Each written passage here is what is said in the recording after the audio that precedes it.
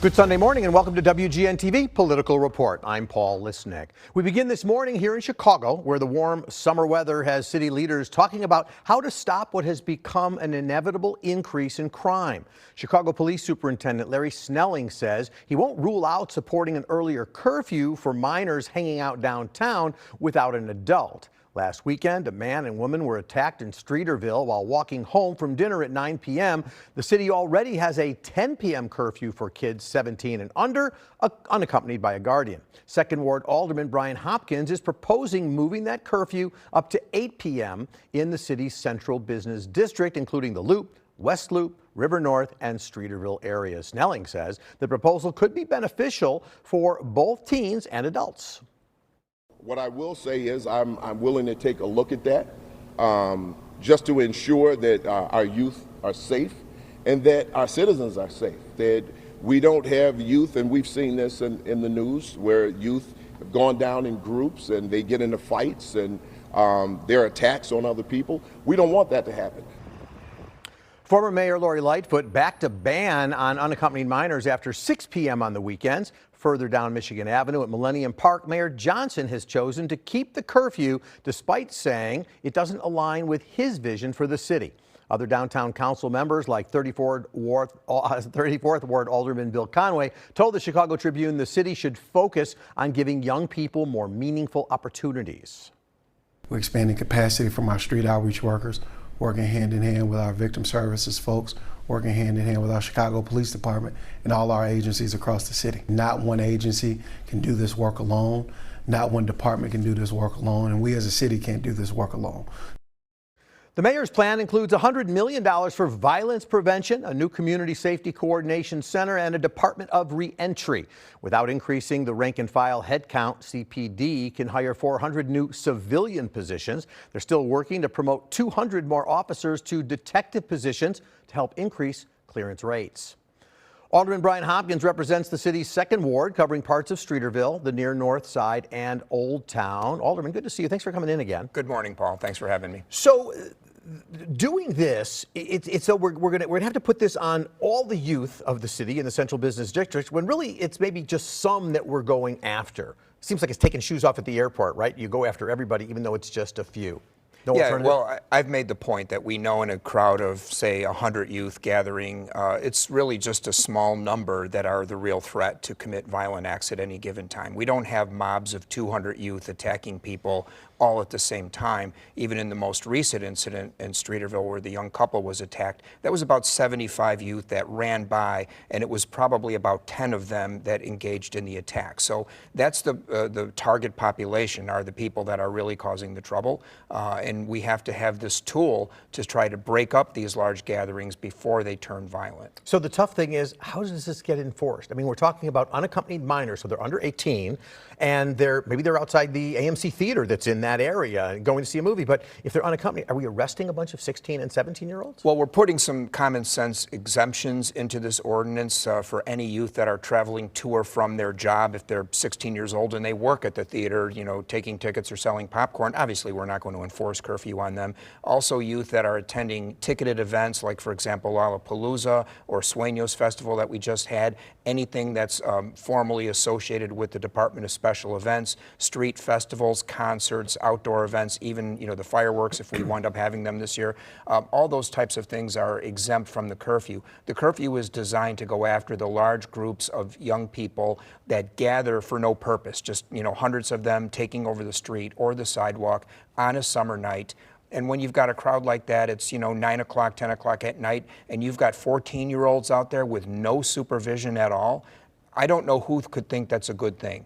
Nothing but trouble is going to come out of unsupervised young people, young teenagers, sometimes 11 and 12 years old, you know, in large groups gathering and waiting for something to spark the violence. We can intervene in that and prevent the violence from happening if we have this curfew law. So, but in a situation where you don't have these exemptions you're talking about, so you have young people together. Just last Thursday, there were some young people who gathered at 3 in the afternoon on North Avenue Beach. The point is, what is it you're going to want law enforcement to do? Break it up, send them home? or something more like putting them under arrest? Well, it isn't just law enforcement. It's also the community violence interrupters that are partnering with the police. That was what Deputy Mayor Gatewood in your opening segment had talked about, that they are on the ground as civilian leaders in the groups of police officers. So before police go in to intervene in a situation, enforce the curfew, whatever they're going to do, these community violence interrupters who are trained to talk to young people, they take the lead and they say, look, don't do this. Put that gun away. Put that weapon down. Don't start that fight. So we have a system in place that has all aspects considered, and that works at 3 o'clock in the afternoon on North Avenue Beach, and it works at midnight on Illinois Street. As you know, you've got your colleague Alderman Brendan Riley of 42nd Ward, the Gold Coast area, all that he's on board with this. How does this happen? Is it a city council vote? Is it an alderman's call? And what about then if you do get other alders who say, wait a minute, why is this just a central business district? We need this throughout the city. Well, we're not seeing the types of large group gatherings anywhere else except downtown. We see it at Millennium Park. We see it around Clark and Roosevelt, which actually had a fatal shooting just a couple of months ago where a 15-year-old killed a 14-year-old with a gun. So we're seeing it there. We're seeing it now increasingly in Streeterville. We're seeing it on the beaches. I'm willing to consider expanding this if another alderman says, hey, I'm having it in my neighborhood too. But frankly, I'm really not aware of any other communities that are having the problem that downtown is having with these large groups that number in the hundreds. The reason I asked about the enforcement is because not only are you calling for the curfew, but you also want the Cook County State's Attorney to upgrade what are currently misdemeanor charges to felony charges. Riley's on board with that too, but it sounds like you're viewing this law enforcement piece of it in terms of how these young people might get charged. Well, that's a situation you mentioned is a specific situation that involved a remarkably violent attack on a young couple who were just walking home after having dinner in their neighborhood. It was unprovoked. It was particularly violent. They attacked from behind. This was, again, about 9 p.m., so that's the reason for moving the curfew up a little bit because, you know, trouble can happen at any hour, but we're seeing it as darkness settles in. It starts to become increasing in frequency. And I disagree with the state's attorney's decision that this violent attack only merited a misdemeanor charge. These two people were severely injured, and it also happened on the public way. Aggravated battery on the public way is by definition a felony. So why the state's attorney chose to ignore our own law and file misdemeanor charges, I don't know. But state's attorney's made a lot of decisions in the last 8 years that I disagree with, and this is one more. You know, what you're calling for is sort of we have a problem to deal with now. When you look at Mayor Johnson's plan for the summer, I talked about it leading into you, but youth programs and summer jobs and residential play areas and a new youth peacemaker program, it all sounds like good stuff, but it seems like it's a long-term impact, a training kind of impact, and it doesn't sound like it resolves things today and tomorrow. Am I misreading that?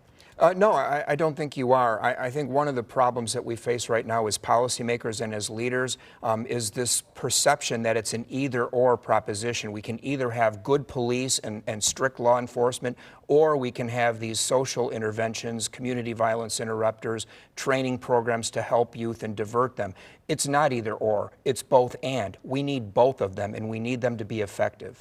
The mayor's also calling for increased police presence, but we're not talking about hiring of new officers. Remember back to the mayoral election, right, where there was a need for 1,700 to 2,000 new officers. I don't know if that's kind of a politics thing playing in, if it's a budget thing. What's your view on, do we need to hire more officers? Absolutely we do, and here's one area where that I disagree with the mayor. You know, I'm supporting the $100 million initiative for community violence interrupters. We need that. We need more of that to happen, but we also need more police. As I said, it's not either or, it's both and the decision to hire 600 civilians in the police department, we don't need civilians. We need trained patrol officers who know how to enforce the law. We need more. We only have right now about 11,000, and the city is set up to have 13,000. So we have a shortage of 2,000 patrol officers today.